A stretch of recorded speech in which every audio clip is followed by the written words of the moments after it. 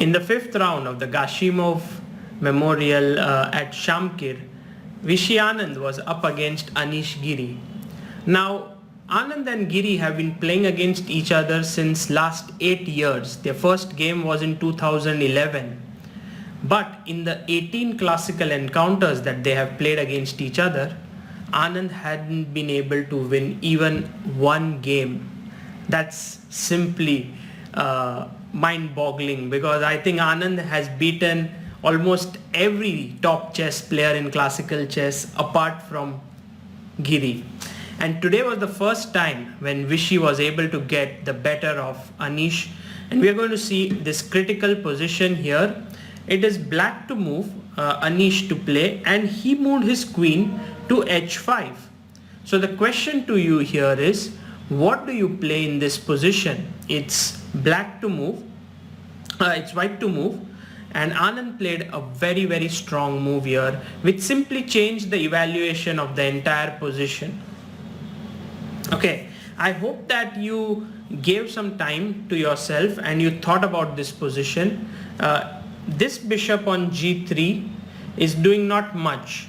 If you can reroute it to b6, it will do two roles. It will defend the d4 pawn, which is a weakness, and also control the d8 square. So bishop c7, rook d7, and now bishop b6. You can see that it controls now the d8 square and also protects the d4 pawn. Now Giri was already very upset with what he had done. He played his bishop to b4, and now Anand gave one more surprise in this position to Anish, because the Dutch number one was not expecting this move. What did Vishy play here? Right, knight to e1, perfect move. The knight moves back. It is threatening to come to d3, where it would be very well placed, and the pawns are ready to advance on the king side with g4, f4, f5, e5, and they're just moving ahead.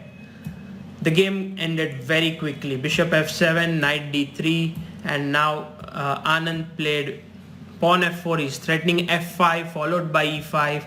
So Anish played f5, but this was not very useful because these pawns here are just going to roll down the board, while you can see that this guy on b6 is stopping all four black pawns here, this diamond structure. After rook d2, the rooks got exchanged and Vishy finally pushed Anish behind. This next move was very nice. King to g3, preventing all the threats in the position. And after e6, Anish made a mistake, king h7, but the game was already beyond salvation. Queen g5, threatening queen into h5, and he resigned the game. So a brilliant effort by Anand. He was able to understand the key element in the position, that his bishop needed to be rerouted to b6, and the next move, which was knight e1. These two moves simply ended Anish's game, and this gave Anand his first classical victory over Anish Giri.